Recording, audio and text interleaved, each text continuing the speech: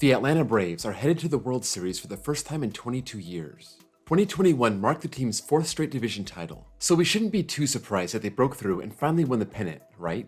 Well, you kind of should be. The events of this year tell a remarkable story, and where some organizations may have given up on the season given the circumstances. One general manager said, "Not so fast." On October 23rd, his gambles paid off. Let's dig into exactly what happened. The Braves started off 0-4. No big deal, but not a good sign of things to come. Their low watermark came after Game 65 on June 16th, dipping to 5 below 500, 8 games back of the first place Mets. They had 2 major problems at this point. Their young ace, Mike Soroka, had been out since his 3rd start of 2020, suffering an Achilles injury.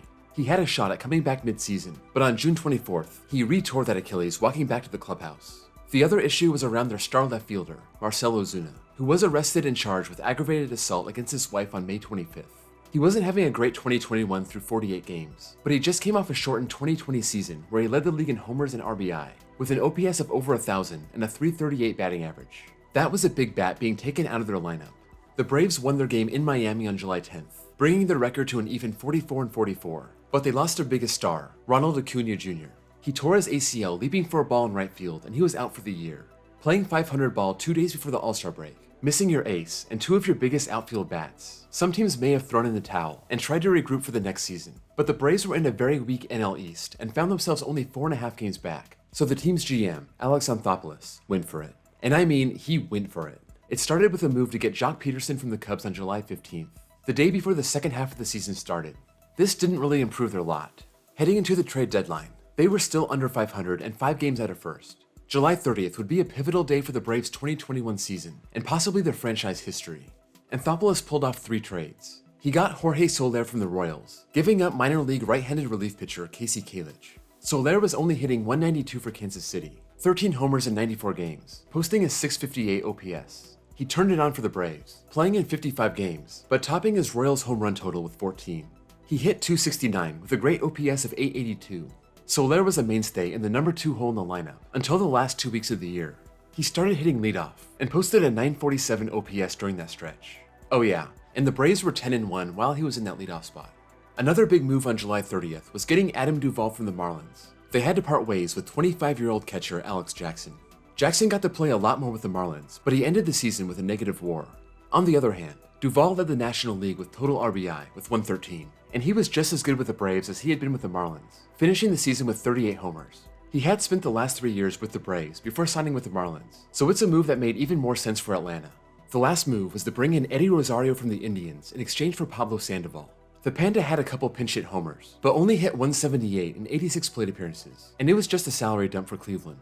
Rosario was on the shelf at the time, dealing with abdominal issues, and didn't even make his Braves debut until August 28th. One other move of note, he picked up Richard Rodriguez from Pittsburgh, and he was strong over 27 games, posting a .312 ERA and a .144 ERA+. He wasn't on the playoff roster over the first 2 rounds, so it's easy to forget him. On August 5th, the Braves climbed over 500, and they would never fall below that mark again. They ran off 7 out of 8, capped off by an Ozzie Albies 2-out walk-off home run with the Braves down 1 to the Reds, scoring, yes, Duvall and Pederson. They didn't lose a game between August 13th and August 22nd, 9 straight wins, and capping off a 16-2 run.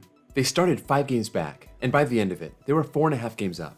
They never gave up first place from August 15th all the way to the end of the year, though the Phillies did cut it down to half a game on September 18th, this coming on the heels of 4 straight Braves losses. The two would square off in Atlanta for a huge 3-game series the last week of the year, and the Braves took them all, clinching the East with that 3rd win on September 30th.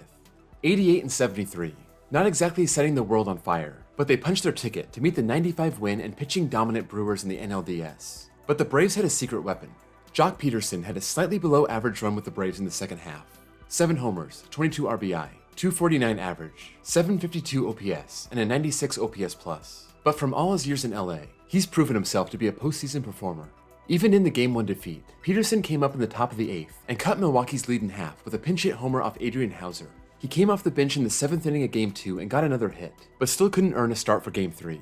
That's fine. All he did was put the Braves up in the series for good by launching a 3-run homer off Hauser again, this one coming in the 5th, and those would be the only runs of the game. He got the start in Game 4 and went 0 for 4. But that's fine. He still got an RBI on a groundout, and Freddie Freeman got to play hero for a change. The NLDS may have been the Joc show, but it was another midseason pickup that would shine in the NLCS. Enter Eddie Rosario. This is a guy that most teams wouldn't have bothered with, given his injury, but the Braves are sure glad they did. He started the series hitting leadoff, getting 1 hit in Game 1, and then followed that up with a 4-hit effort, including the walk-off single. This put the Braves up 2-0. He was on base 3 more times in Game 3, picking up another RBI on a walk, and the Braves also got RBIs from Duvall and Pederson, despite Cody Bellinger's heroics and Mookie Betts' clutch single, scoring 4 runs in the 8th inning and getting the Dodgers on the board.